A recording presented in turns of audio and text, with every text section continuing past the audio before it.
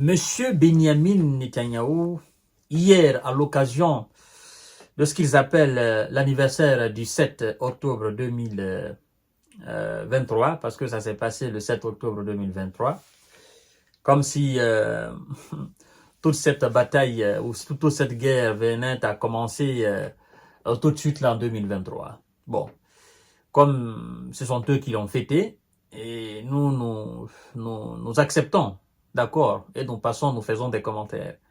Donc, à l'occasion alors de cet anniversaire, M. Benyamin Netanyahou a juré, et hier le verbe jurer a vraiment souffert. M. Benyamin Netanyahou a juré de continuer la guerre contre le Hamas et le Hezbollah.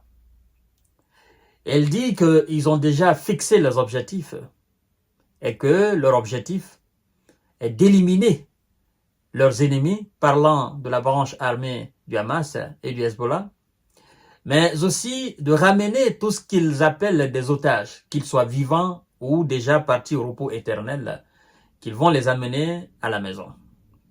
Bon, à ce stade, si on a tous ces sens, si on n'est pas dépourvu quelque part de bon sens, à ce stade, vous qui faites des raids, n'est-ce pas, vous bombardez, vous éliminez des centaines de personnes, et ceux qui, en quelque sorte, détiennent alors vos concitoyens, est-ce qu'on peut parler là de libération d'otages? C'est quand même rigolo, mesdames et messieurs. Eux, ils voient. Vous ne cessez de les bombarder. Vous ne cessez de mettre leur ville, n'est-ce pas, à sac, à travers des bombardements, de chars, des raids, de l'armée de l'air. Et vous osez encore parler de libération d'otages.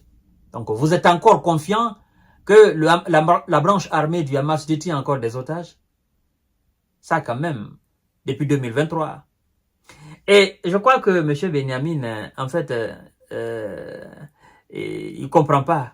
Parce que le porte-parole hier de la branche armée du Hamas a décrit une situation très critique des otages, c'est-à-dire des gens qui seraient avec eux. Je n'ai pas la confirmation, parce que de 2023 jusqu'ici, avec tout ce que l'armée israélienne a fait dans Gaza et machin, moi je peux pas avoir l'espoir que ces gens ont encore des otages vivants. Je ne peux pas. Parce qu'ils se disent, ben, écoutez, est-ce que ça sera une pression? Est-ce que en ayant ce nombre d'Israélites, ça fera la pression sur Benyamin d'arrêter les bombardements? Non, Benyamin, lui, s'en fout de ses concitoyens, qui seraient alors dans les mains de la branche armée de Hamas. Parce que c'est lui qui dit, nous allons les libérer par la guerre. Mais c'est quand même pathétique. C'est comme on venait à renverser un président par un coup d'État, et le président, il est vivant, il est dans la main de ceux qui l'ont renversé, et l'armée du président ou l'armée régulière, ben, ou des troupes du président, n'est-ce pas, disent, bon, nous allons libérer l'autre chef par la guerre. Ben, vous ne savez pas que ces gars qui détiennent votre chef-là, ils peuvent l'éliminer à tout moment. Donc si vous dites, nous allons les combattre jusqu'au bout, c'est que vous n'aimez pas votre chef. Parce que ben, ceux qui le détiennent, s'ils sentent réellement qu'ils sont en position de faiblesse et qu'ils voilà, ils savent maintenant qu'ils n'ont plus grand temps à vivre sur cette terre, mais ils vont éliminer votre chef tranquillement. Ils vont l'éliminer pour dire, bon, nous allons tous partir en même temps. C'est terminé. Et donc, vous qui avez lancé des raids pour venir libérer votre président, vous n'aimez pas le président, certainement vous avez autre idée derrière la tête. Et ceux qui vous ont aidé pour venir le faire, ils n'aiment pas. C'est le cas aujourd'hui de M. Benyamin. Des gens, toi tu estimes que des gens détiennent tes concitoyens et tu te dis je vais les libérer par les armes. Mais il faut quand même être, il faut être d'un autre monde. C'est pathétique quand même. Hein? M. Benyamin jure de poursuivre le combat contre le Hamas et le Hezbollah. Deux fronts en même temps. Le premier ministre israélien a juré lundi de poursuivre le combat contre le Hamas à Gaza et le Hezbollah au Liban. À l'occasion du premier anniversaire de l'attaque du 7 octobre. Il dit, je cite, « Nous avons défini les buts de la guerre et nous sommes en train de les réaliser, renverser le Hamas, ramener tous les otages à la maison, les vivants ou tout comme les morts. Il s'agit d'une mission sacrée. Nous ne nous arrêterons pas en tant que nous ne l'aurons pas accompli, a déclaré M. Benjamin Netanyahu dans un message télévisé. Alors, bon, comme c'est un homme politique, moi je dis tout simplement que c'est un discours politique.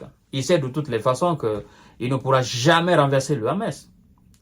Et c'est ce que je ne cesse de dire dans chacune de mes émissions. Non, tu ne peux pas. Le Hamas, Palestine, machin, c'est tout un peuple. Tu ne peux pas. C'est impossible. Tu ne peux pas, en fait, exterminer tout un peuple. C'est quasi impossible. Tu dis, renverser le Hamas, renverser le Hezbollah. Tu vas le faire en combien de temps? Ça, quand même, il faut être réaliste, monsieur Benjamin. Je vous ai dit, ceux qui ont essayé avant vous ne l'ont pas pu. Ils sont allés au repos éternel.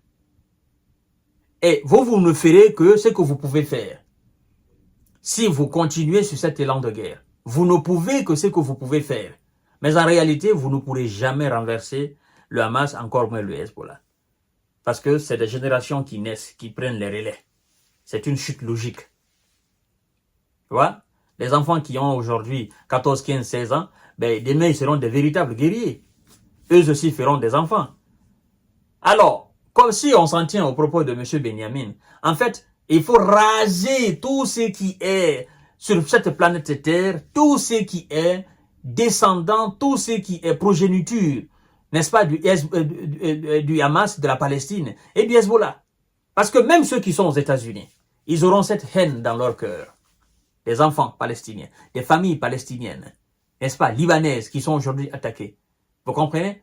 Même ceux qui sont en Chine, ils auront ça. Un jour, ils vont retourner et ils vont continuer ce combat-là. Tu vois? Ah, il ne faut pas oublier ça. Il y a des milliers de Palestiniens en Grande-Bretagne. Il y en a en France, il y en a en Allemagne, il y en a aux États-Unis, il y en a en Chine, il y en a en Russie. Ils sont versés partout, comme tout le monde d'ailleurs, comme des Africains, comme des Israélites. Ils sont en Pologne, ils sont en Russie, ils sont en Grande-Bretagne, ils sont en France, ils sont aux États-Unis, comme tout le monde. C'est-à-dire tout le monde est chez tout le monde aujourd'hui. Donc tu ne peux pas. Il faut comprendre que le temps de guerre là, ce temps-là est terminé. Il faut passer autour de la table, monsieur Benjamin. Tu ne peux pas exterminer, tu ne peux pas vaincre, tu ne peux pas les renverser. C'est impossible. C'est impossible pour toi. C'est impossible aujourd'hui pour un État, n'est-ce pas, d'éliminer une tribu, à plus forte raison un village, ou toute une région, ou toute une ethnie. Tu peux pas. Tu ne peux pas. Il y aura toujours des gens qui vont revenir, des gens qui vont toujours prendre les relais, des gens qui... En fait, ils ne peuvent pas oublier, c'est une haine dans leur cœur. Donc, eux, ils viendront toujours pour se venger. Il y en a même qui pourront quitter les États-Unis, qui pourront quitter le monde, l'Occident pour aller là-bas et aller s'engager là-dedans, continuer la guerre. Toi, tu dis que tu vas les renverser.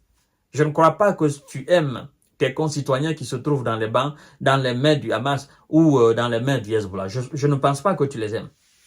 Mais comme tu as joué que tu vas continuer, que tu vas les renverser, il faut les renverser alors, avant ta mort. Ça, il faut être clair.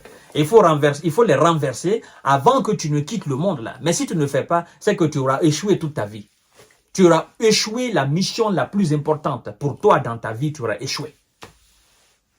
En tout cas, c'est un défi pour toi, parce que tu as promis au peuple israélien que tu vas renverser le Hamas et le Hezbollah. Mais si tu ne le fais pas, jusqu'à ce que tu quittes ce monde-là, non, tu auras échoué, tu auras menti, tu auras trompé le peuple israélien, qui aura alors perdu le temps à t'écouter, au lieu de passer à la négociation. On te regarde, M. Benjamin. À tout à l'heure, mesdames et messieurs. Partagez la vidéo dans tous les groupes possibles.